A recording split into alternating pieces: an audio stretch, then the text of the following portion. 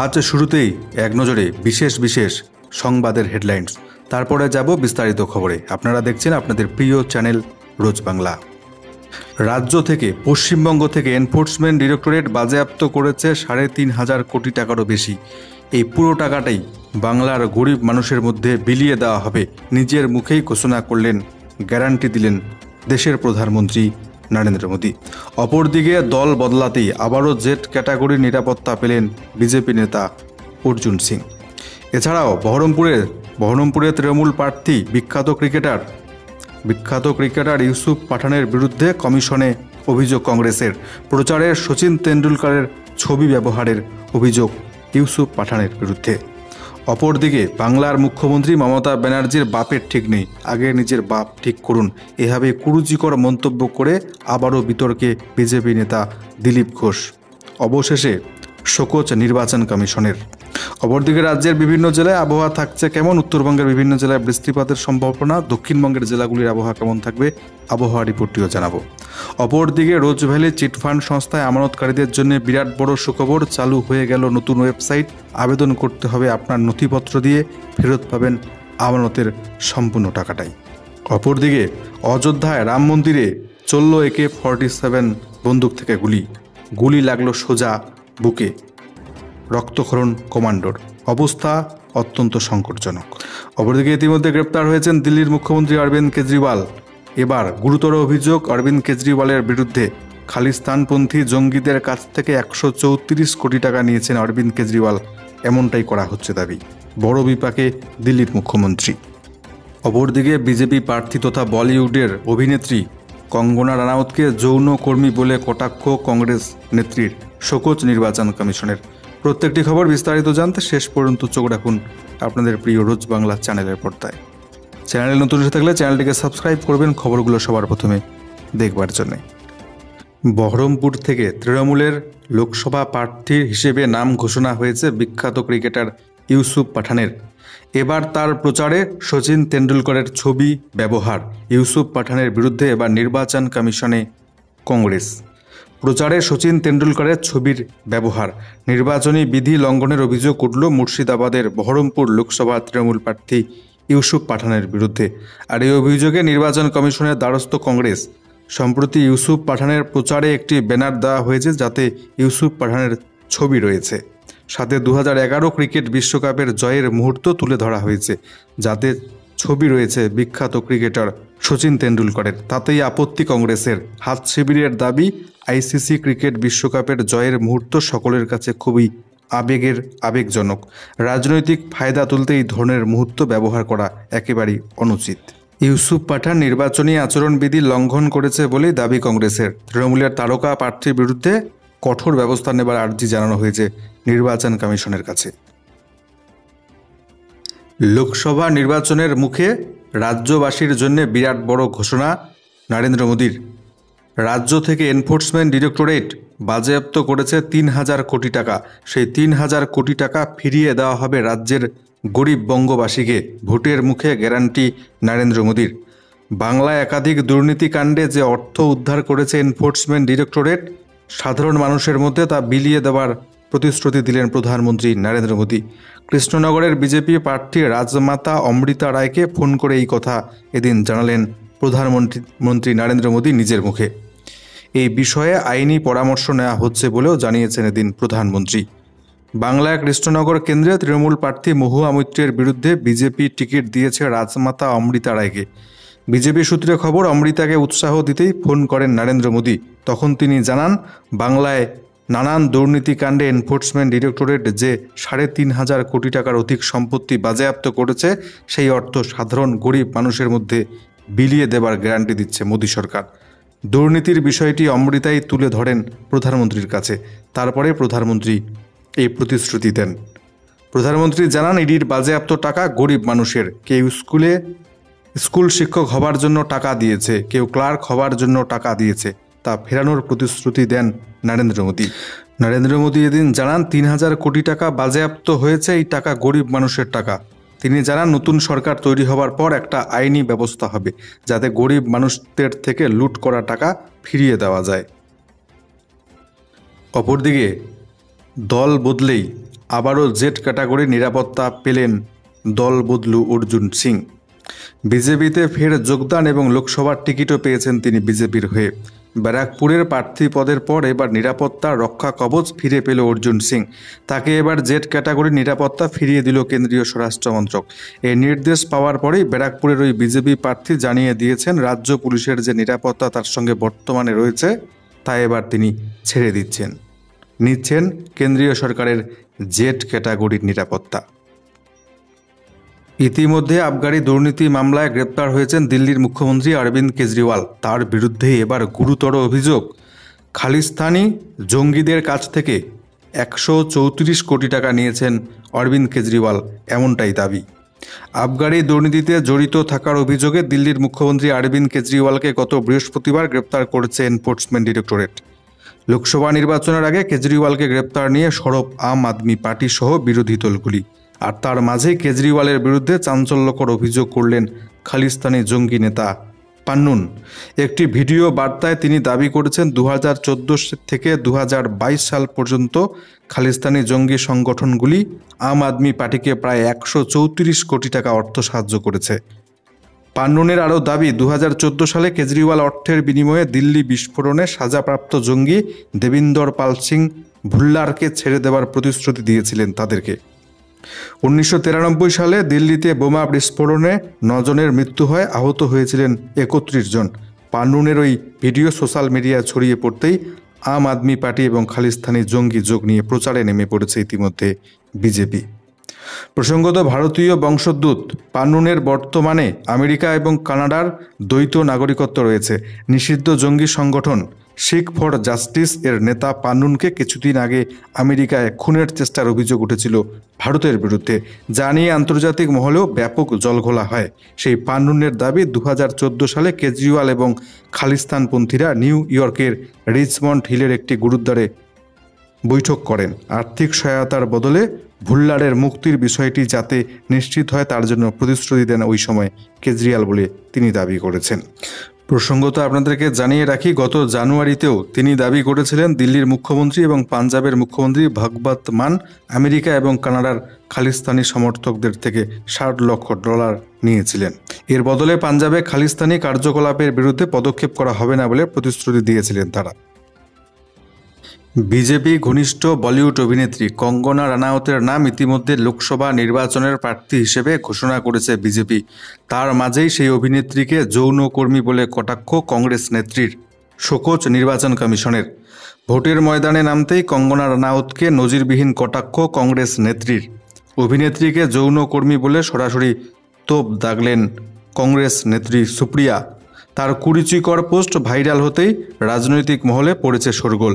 নির্বাচনী বিধিভঙ্গের অভিযোগ উঠেছে ইতিমধ্যে ওই কংগ্রেস নেত্রী সুপ্রিয়া শ্রীনাথের বিরুদ্ধে। এবার সেই প্রেক্ষিতে কংগ্রেস নেত্রীকে শোকজ করল নির্বাচন কমিশন। কংগ্রেস নেত্রী ঠিক কী বলেছিলেন একবার জেনে নিচ্ছি। কংগ্রেস নেত্রী সুপ্রিয়া শ্রীনাথ এদিন মান্ডির বিজেপি প্রার্থী কঙ্গনা রানাউতের একটি ছবি ইনস্টাগ্রামে পোস্ট করেন। সেই ছবিতে বলিউড কুইনকে খোলামেলা পোশাকে দেখা গিয়েছে। সাদা রঙের বিকিনি পরা কঙ্গনার ছবি পোস্ট করে কংগ্রেস নেত্রী এদিন লেখেন, মান্ডিতে এখন কি দর চলছে একটু বলবেন।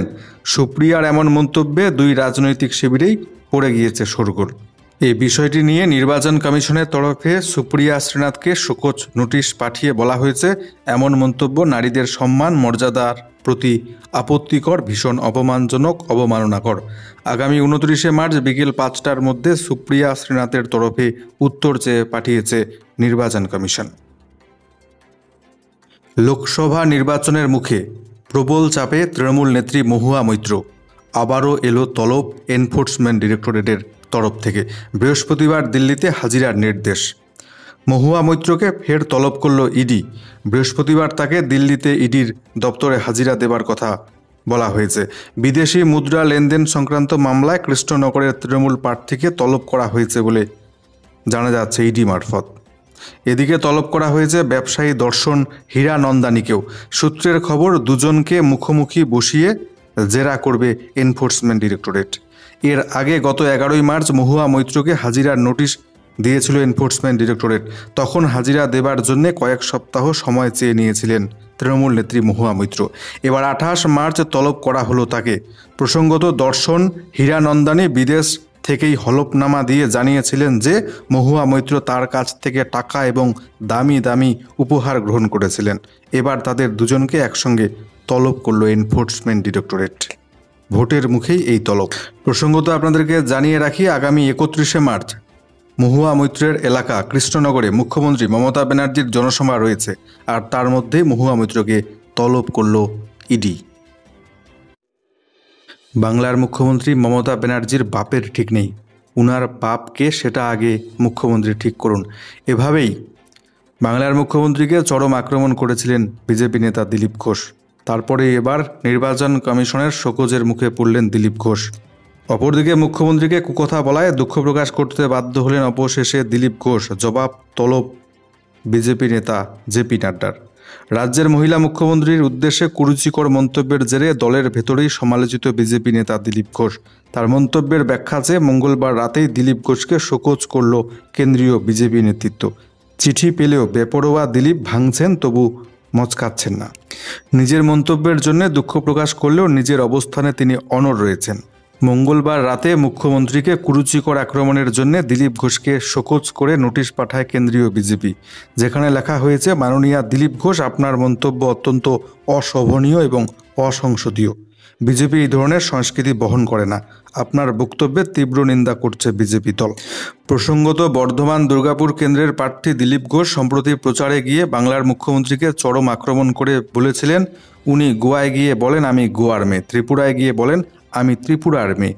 আরে বাপ তো আগে ঠিক করুন, যার তার মেয়ে হওয়া ঠিক নয়। তার এই মন্তব্যে স্বভাবতই তৃণমূলের অন্তরেও ক্ষোভ জমতে বেশি সময় নেয়নি। কিছুক্ষণের মধ্যেই কমিশনে চিঠি দেয় তৃণমূল কংগ্রেস। তার মন্তব্যের জন্য ইতিমধ্যে দিলীপ ঘোষকে শোকজ করেছে নির্বাচন কমিশন বলে জানা যাচ্ছে। তার মন্তব্যের জন্য ইতিমধ্যে রিপোর্ট তলব করেছে নির্বাচন কমিশন। ইতিমধ্যে আবগারি দুর্নীতি মামলায় গ্রেপ্তার হয়েছেন দিল্লির মুখ্যমন্ত্রী অরবিন্দ কেজরিওয়াল। সেই গ্রেপ্তারি নিয়ে ইতিমধ্যে মুখ খুলেছে জার্মানি, এবার মুখ খুলল আমেরিকা। পদক্ষেপ ভারতের। কেজরিওয়াল নিয়ে মন্তব্যের জেরে এবার ডেকে পাঠানো হলো মার্কিন রাষ্ট্রদূতকে। দিল্লির মুখ্যমন্ত্রী অরবিন্দ কেজরিওয়ালের গ্রেপ্তারি নিয়ে মার্কিন মন্তব্যকে ভালো নজরে একেবারেই দেখছে না নয়াদিল্লি। ভারতের মার্কিন রাষ্ট্রদূত গ্লোরিয়া বারবেনাকে এবার তলব করা হলো। পররাষ্ট্র মন্ত্রণালয়ের পক্ষ থেকে মার্কিন রাষ্ট্রদূতকে তলব করা হয়েছে এদিন। তার সঙ্গে এদিন 40 মিনিট ধরে কথা হয় বলে জানা যাচ্ছে। এই ধরনের মন্তব্য থেকে যেন তারা বিরত থাকে তা জানিয়ে দিয়েছে ভারত। পররাষ্ট্র মন্ত্রকের পক্ষ থেকে বলা হয়েছে, এদেশের গণতন্ত্রের পরিবেশ রয়েছে, তাকে এগিয়ে নিয়ে যাবে ভারত সরকার। তবে এই ধরনের মন্তব্যের তীব্র বিরোধিতা করা হলো। প্রসঙ্গত, দিল্লির মুখ্যমন্ত্রী অরবিন্দ কেজরিওয়ালের গ্রেপ্তারি নিয়ে মার্কিন সরকারের পক্ষ থেকে বলা হয়, সঠিক পথে যেন ন্যায় বিচার হয়, বিষয়টির উপর কড়া নজর রাখছে আমেরিকা। এরপরেই বিষয়টি নিয়ে কড়া পদক্ষেপ নিল ভারতের পররাষ্ট্র মন্ত্রণালয়। প্রসঙ্গত আপনাদেরকে জানিয়ে রাখি, মার্কিন মন্তব্যের আগে জার্মানির পক্ষ থেকেও প্রায় একই ধরনের একটি মন্তব্য করা হয়েছিল। সেবারেও ভারত প্রতিবাদ করে জানিয়েছিল এটা ভারতের অভ্যন্তরীণ বিষয়ে। অবশেষে দীর্ঘ প্রতীক্ষার অবসান। রোজ ভ্যালি চিটফান্ড সংস্থায় যারা করেছিলেন আমানত, তাদের জন্য বিরাট খবর এলো। সুখবর, চালু হলে ওয়েবসাইট করতে হবে আপনাদেরকে আবেদন, ফেরত পাবেন আমানতের সম্পূর্ণ টাকা। হাইকোর্টের নির্দেশ মতো রোজ ভ্যালির আমানতকারীদের টাকা ফেরতের প্রক্রিয়া শুরু হলো। চালু হলো নতুন ওয়েবসাইট। আমানতকারীরা ওই ওয়েবসাইটে গিয়ে নিজেদের আমানতের নথি দিয়ে অনলাইনে আবেদন করতে পারবেন। সেই নথি যাচাই করে আমানতকারীদের প্রাপ্য হিসেব করা হবে, সেই অনুযায়ী টাকা ফেরত দেওয়া হবে রোজ ভ্যালি চিটফান্ড সংস্থার আমানতকারীদের। প্রসঙ্গত, কলকাতা হাইকোর্টের বিচারপতি অরিজিৎ বন্দ্যোপাধ্যায়ের ডিভিশন বেঞ্চ এই পদ্ধতিতে টাকা ফেরতের নির্দেশ দিয়েছিল। তারপরেই চালু হলো ওয়েবসাইট, করা যাচ্ছে আবেদন, শুরু হয়েছে ইতিমধ্যে আবেদন। আপনারাও আবেদন করতে পারবেন এই ওয়েবসাইট থেকে। প্রসঙ্গত, 2013 সালে প্রথম সারদা কেলেঙ্কারি ধরা পড়ে। তারপর রাজ্যে একের পর এক বেআইনি অর্থলগ্নি সংস্থার কথা সামনে আসে। তার মধ্যে রোজ ভ্যালিও ছিল। সুপ্রিম কোর্টের নির্দেশে তদন্তে নামে ইডি, সিবিআই রোজ ভ্যালির কর্ণধারদের করে গ্রেপ্তার। তাছাড়াও ইডি রোজ ভ্যালির বিভিন্ন সম্পত্তি বাজেয়াপ্ত করেছিল, সেগুলো থেকেই টাকা ফেরতের ব্যবস্থা করা হচ্ছে বলে জানা যাচ্ছে। তবে জানা গিয়েছে কোনো আমানতকারী তার আমানতের পুরো টাকাটাই ফেরত পাবেন এমনটা নাও হতে পারে। কত টাকা আমানতের বিনিময়ে কত টাকা ফেরত পাবেন তা আগে হিসেব করবে কমিটি। তবে পুরো আমানত জলে যাওয়ার থেকে যা মিলবে সেটাই আমানতকারীদের ক্ষতে মলমের কাজ করবে বলেও জানাচ্ছে সূত্র। তো দেখুন, অনলাইনে আবেদন করার জন্য আপনাদেরকে www.rosevalleyadc.com ওয়েবসাইটে আসতে হবে। ডান দিকে আপনারা একটা সিম্বল দেখতে পারবেন, ওখানে ক্লিক করে দেবেন, নতুন পেজ চলে আসবে। নিচের দিকে দেখতে পারবেন আপলোড সার্টিফিকেট, সেখানে আপনারা ক্লিক করবেন। নতুন পেজ আপনাদের সামনে চলে আসবে। এখানে আপনারা আমানতকারীর কোম্পানি, দেখুন রোজ ভ্যালির অনেক কোম্পানি রয়েছে। আপনার সার্টিফিকেট লক্ষ্য করলে আপনি দেখতে পারবেন রোজ ভ্যালির কোন কোম্পানিতে ইনভেস্ট করেছেন সেটা আপনি এখান থেকে সিলেক্ট করবেন। এরপর প্রথম আমানতকারীর নাম, তার বয়স, লিঙ্গ, ফোন নাম্বার, আইডেন্টি পরিচয় হিসেবে আপনি এখানে আধার কার্ড, ভোটার কার্ড দেবেন। তারপরে যাবতীয় ডিটেলস এখানে ভরে দেবেন, আপনার অ্যাড্রেস পুরোটা ভরে দেবেন। একেবারে নিচের দিকে চলে আসবেন, আপনার যে ব্যাংকের অ্যাকাউন্ট রয়েছে বর্তমানে সেই অ্যাকাউন্ট, এখানে অ্যাকাউন্টের ডিটেলস আপনাকে দিতে হবে।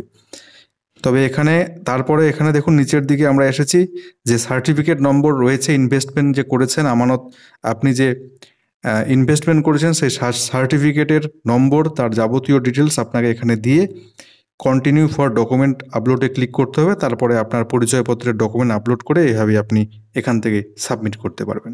সাবমিট করার পর তারা যাচাই করে দেখে আপনাকে কিন্তু আপনার টাকা ফেরত দেবার ব্যবস্থা করবে। উত্তরবঙ্গের বিভিন্ন জেলায় বৃষ্টিপাতের সম্ভাবনা, দক্ষিণবঙ্গের জেলাগুলিতে কেমন থাকবে আবহাওয়া, এই মুহূর্তে আবহাওয়া দপ্তর কি জানাচ্ছে ওয়েদার রিপোর্টটি আপনাদেরকে বিস্তারিত জানাচ্ছি। নজর রাখছি আজকে শুরুতেই উত্তরবঙ্গের জেলাগুলির দিকে। আজকে উত্তরবঙ্গের 3টি জেলা দার্জিলিং, কালিম্পং, আলিপুরদুয়ার, এই 3টি জেলায় বজ্রপাতের সাথে আজকে বিক্ষিপ্তভাবে হালকা মাঝারি বৃষ্টিপাতের সম্ভাবনা। এছাড়া আজকে উত্তরবঙ্গের জলপাইগুড়ি, কোচবিহার, এই দুটো জেলায় হালকা বৃষ্টি বিক্ষিপ্ত হবে, সেটাও তার সাথে সামান্য পরিমাণ বজ্রপাতের সম্ভাবনা থাকছে। এছাড়াও আজকে উত্তরবঙ্গের উত্তর এবং দক্ষিণ দিনাজপুর, মালদা জেলায় আবহাওয়া পুরোপুরি শুকনো থাকবে, বৃষ্টিপাতের এই মুহূর্তে কোনো সম্ভাবনা নেই বলে জানাচ্ছে আবহাওয়া দপ্তর। অপরদিকে আজকে দক্ষিণবঙ্গের প্রায় প্রত্যেকটি জেলাতেই পুরোপুরি আবহাওয়া শুকনো, এই মুহূর্তে বৃষ্টিপাতের কোনো সম্ভাবনাই নেই দক্ষিণবঙ্গের কোনো জেলাতেই। তবে পরবর্তী 24 ঘন্টায় দক্ষিণবঙ্গের বীরভূম, মুর্শিদাবাদ, নদিয়া জেলার 2-1টি জায়গায় সামান্য পরিমাণ হালকা বৃষ্টি, তার সাথে বজ্রপাত হতে পারে। বাকি জেলাগুলির আবহাওয়া পুরোপুরি শুকনোই থাকছে দক্ষিণবঙ্গে।